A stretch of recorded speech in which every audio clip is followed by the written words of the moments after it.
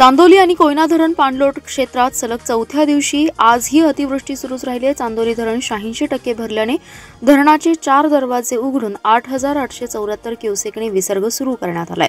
कोयना धरणातून 1050 क्युसेकने विसर्ग सुरू आहे।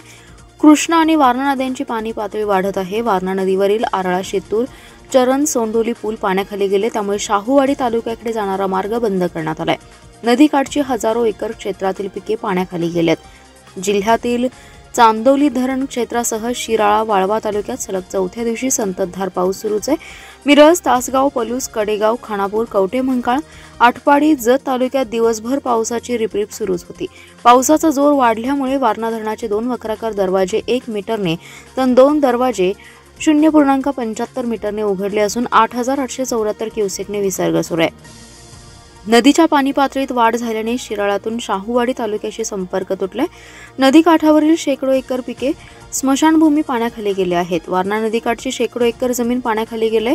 कृष्णा नदीवरील बहे येथील रामलिंग बेटाला पाण्याचा विळखा खाबडलाय।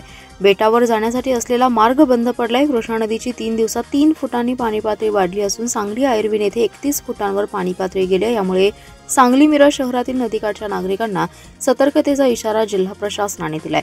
अलमटी धरणात सध्या 91.26 टीएमसी पाणीसाठा असून धरण 74% भरले, म्हणून कर्नाटक पाटबंधारे विभागाने 2,25,000 क्युसेकने पाण्याचा विसर्ग सुरू केलाय।